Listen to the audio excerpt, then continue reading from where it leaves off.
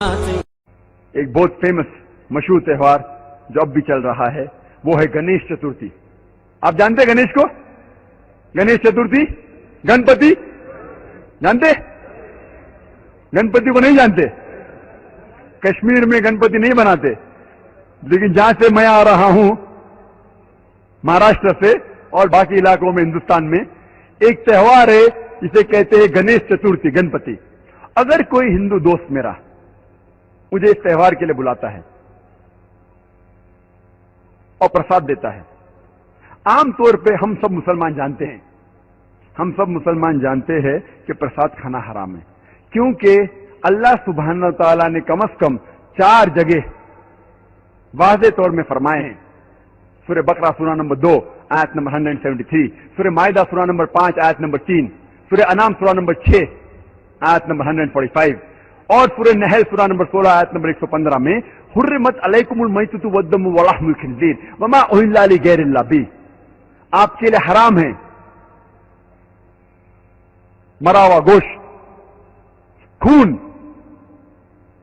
خنزیر اور وہ کھانا جس کے اوپر غیر اللہ کا نام لیا گیا ہے. جو بھی کھانا جس کے اوپر اللہ کے علاوہ کسی اور کا نام لیا گیا ہے ہم جانتے ہیں کہ وہ حرام ہے، لیکن جب ہمارے ہندو دوست ہمیں بلاتے پوجا کے لیے اور جب پرساد پیش کرتے ہیں ہم اس کا دل نہیں توڑنا چاہتے ہیں، تو ہم کیا کرتے؟ ہم بسم اللہ بول کے کھا لیتے.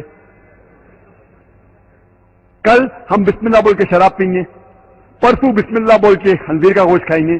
کیا ہوگا میں مسلم امہ کو ہم منہ بھی نہیں کھول سکتے. ہم ہمارے غیر مسلمان دوست کو ناراض نہیں کرنا چاہتے.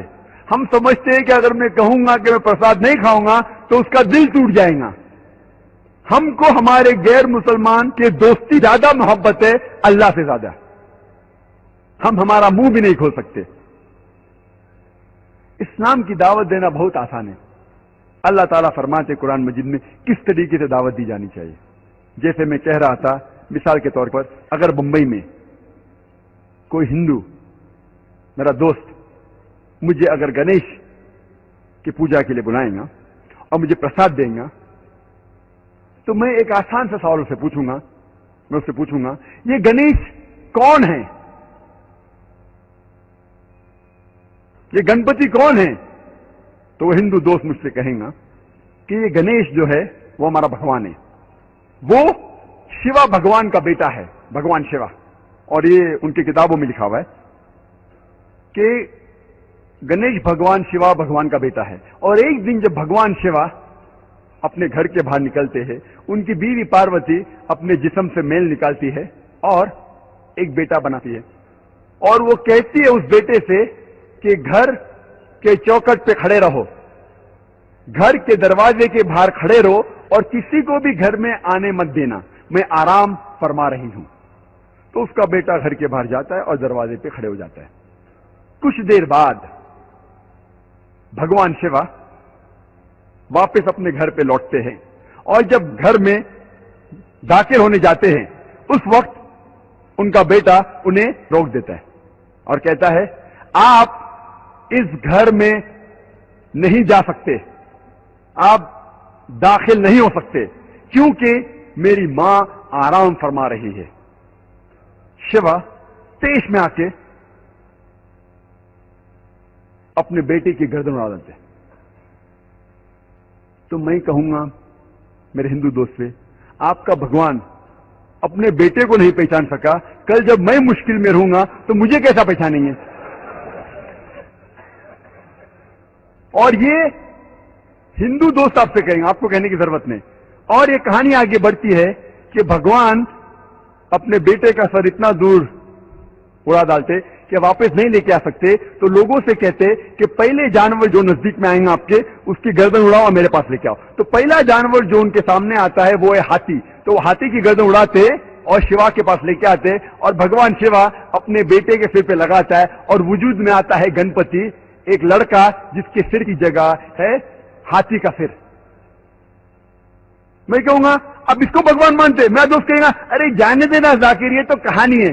ارے لیکن یہ آپ کا بھگوان ہے کیا؟ ارے ذاکر جانے دینا یہ تو صرف کہانی ہے. میں کہوں گا آپ مجھے ثابت کر کے دکھاؤ کہ گنیش بھگوان ہے اور میں پرساد کھاؤں گا، کیونکہ قرآن میں لکھا ہوا ہے کہ اللہ کے نام کا کھانا میں کھا سکتا ہوں. بولے گا جانے دینا ذاکر، یہ چھوڑ کہانی ہے یہ صرف میرے مذہب میں. میں کہوں گا نہیں مجھے ثابت کر کے دکھاؤ، ابھی میں اس کے پیچھے بھاگوں گا.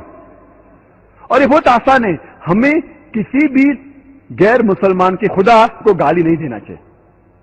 اللہ تعالیٰ فرماتے ہیں قرآن مجید میں سورہ انعام میں سورہ نمبر 6 آیت نمبر 108 میں، آپ وہ لوگوں جن کی وہ پوجا کرتے ہیں، جن لوگوں کی وہ اللہ کے علاوہ پوجا کرتے ہیں، ان کو آپ گالی مت دو. جن لوگوں کی وہ پوجا کرتے ہیں، عبادت کرتے ہیں اللہ کے علاوہ، ان لوگوں کو آپ گالی مت دو، نہیں تو جہالت میں وہ لوگ اللہ سبحانہ و تعالیٰ کو گالی دیں گے. تو ہمیں غیر مسلمانوں کے بھگوان کو گالی دینا حرام ہے. تو ہمیں کچھ نہیں کہنا چاہیے، صرف پوچھنا چاہیے یہ کون ہے، اور وہ ہندو یا وہ غیر مسلمان اپنے آپ اپنا کام کریں گا. آپ کو انہیں برا بھلا نہیں کہنا چاہیے، اسلام میں اجازت نہیں ہے. لیکن یہ تو پوچھ سکتے کون ہے یہ، آپ کا گنیش کون ہے، آپ کا بھگوان کون ہے. منہ تو کھولو، ہم منہ کھولنے سے ڈرتے ہیں. اور میں جس شہر میں سے آ رہا ہوں بمبئی، آپ کو شاید پتا ہوگا اس کی فضا کیسی ہے، پر الحمدللہ ثم الحمدللہ یہ غیر مسلمان میری اور عزت کرتے ہیں. یہ غیر مسلمان جب میں جاتا ہوں میری اور عزت کرتے ہیں. جب میں جاؤں گا ایئرپورٹ کے تھرو، دیکھتے او ذاکر صاحب آئے، وہ امیڈیٹلی گرین چینل کے تھرو جانے دیں گے. جب میں جاتا ہوں دکان میں ڈسکاؤنٹ دیتے، کچھ لوگ فری بھی دیتے. اللہ کی بات کرنے سے کس سے ڈرنا، حق کی بات کرنے سے کیوں ڈرنا. اللہ سبحانہ تعالیٰ فرماتے ہیں سورہ بقرہ میں سورہ نمبر 2 آیت نمبر 120 میں، وَلَن تَرْضَىٰ عَنْكَ الْيَهُودُ وَلَا النَّصَارَىٰ حَتَّىٰ تَتَّبِعَ مِلَّتَهُمْ. یہ یہود اور نصارہ آپ سے کبھی بھی خوش نہیں رہیں گے جب تک آپ ان کا مذہب نہیں قبول کریں گے.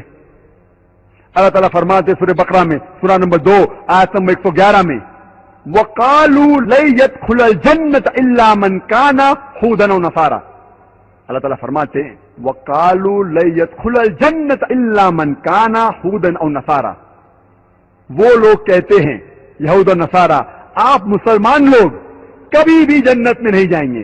آپ کتنی بھی اچھائیاں کرو، ہر روز صلاح پڑھو، نماز پڑھو، حج کے لیے جاؤ، رمضان میں روزہ رکھو، زکات دو، آپ کے پیشانی پہ نماز کے داغ ہو، تب بھی آپ جنت میں نہیں جائیں گے جب تک آپ یہود یا نصارہ نہیں بنیں گے. اللہ تعالیٰ فرماتے تلک امانیہم، یہ بکواس. کل ان سے کہو ہاں برہانکم، آپ اپنا ثبوت پیش کرو، ان کنتم صادقین، اگر آپ سچے ہو. اللہ تعالیٰ فرماتے جب بھی کوئی بھی بڑے بڑے ڈینگے مارتا ہے، بڑی بڑی بات کہتا ہے، ان سے کہو کل ہاتھ برہانکم، آپ اپنا ثبوت پیش کرو، ان کنتم صادقین، اگر آپ سچے ہو. جی مائک نمبر 1 سے بھائی سوال کیجیے. ذاکر بھائی، why is I S so much limited and restricted? IIS, why is it so much restricted and limited? بھائی صاحب آپ کا نام کیا ہے؟ وسیم بھنڈاری. شیخ فیض الرحمان نے کہا تھا کہ پہلے موقع دیجئے غیر مسلمانوں کو. ذاکر بھائی اسی لیے میں اپنا نام نہیں بتا رہا تھا، یہ بالکل غلط بات ہے. آپ مہمان نوازی کے چکر میں ہم گھر والوں کو بھوکا پیسہ رکھ رہے ہو. نہیں بھائی، آپ جب بھی کوئی ڈاکٹر کے پاس آتا ہے، ذاکر بھائی ہم لوگوں کو ہیڈیک نہیں، ابھی برین ہیمریج ہو گیا مسلمانوں کو، اب یہ ہیڈیک کا سوال نہیں ہے. سنیے، ایک ڈاکٹر کے پاس ڈاکٹر چاہے گا کہ چھوٹی کٹ ہے، چھوٹی بیماری ہے اس کا بھی علاج کرے، ہارٹ اٹیک اس کا بھی علاج کرے. لیکن دو شخص آتے، ایک کو ہارٹ اٹیک ہے، ایک کو زکام ہے.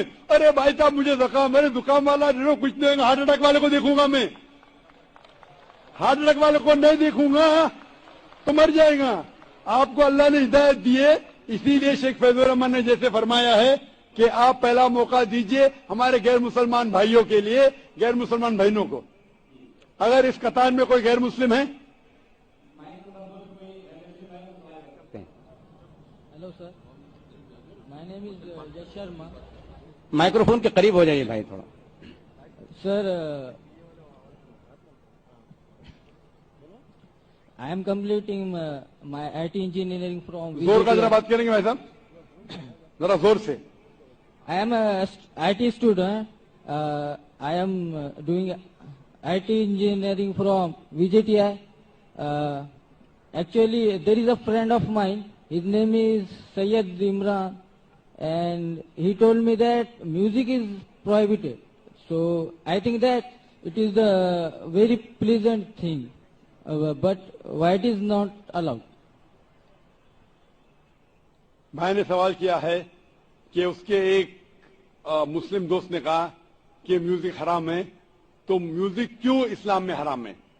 क्योंकि म्यूजिक में अल्लाह के रसूल ने फरमाया है कि कोई भी म्यूजिकल इंस्ट्रूमेंट हराम है सिर्फ डफ के अलावा सारे म्यूजिकल इंस्ट्रूमेंट हराम है, क्योंकि अक्सर ये म्यूजिक आपको खुदा से दूर लेके जाती है. आप हिंदी पिक्चर के जब गाने देखेंगे कि हीरो हीरोइन से कह रहा है कि मैं तुम्हारे लिए चांद तोड़ के लेके आऊंगा, मैं तुम्हारे सितारे तोड़ के लेके आऊंगा. क्या ये मुमकिन है? मुमकिन है क्या? नहीं, फिर भी हम उसको गुनगुनाते. आज के पिक्चर के गाने 1, 2, 3, 4, 5, 6, 7, 8 ये सब गाने जो है अक्सर आपको खुदा से दूर लेके जाते हैं, और म्यूजिक साथ रहती है तो आपका ध्यान भटकने लगता है. इसीलिए अल्लाह से दूर जो चीज लेके जाती है वो हमारे लिए हराम है. वो चीज जो अल्लाह के करीब लेके आती है वो इजाजत है. तो इनमें से एक चीज है म्यूजिकल इंस्ट्रूमेंट. तो डफ के अलावा बाकी सब म्यूजिकल इंस्ट्रूमेंट इस्लाम में हराम है. Hope the answer the question. Even the duff can be used for the भाई साहब ने purpose. पूछा कि डफ क्यों अलाउड है? क्योंकि हमारे अल्लाह के रसूल उस वक्त जब डफ खेला जाता था तो अल्लाह के रसूल फरमाते थे, बुखारी की हदीस है कि अंसार ट्राइब जब डफ चाहती है तो डफ उनके लिए खेलो, खुसूसन शादी के मौके पे, ईद के मौके पे. हमारे रसूल मोहम्मद सल्लल्लाहु अलैहि वसल्लम जानते कि क्या चीज आपको बहका सकती है. तो डफ एक वाहिद म्यूजिकल इंस्ट्रूमेंट है जो आपको बहकाता नहीं है, इसीलिए डफ की इजाजत है और बाकी म्यूजिकल इंस्ट्रूमेंट की इजाजत नहीं है. Hope the answer the question.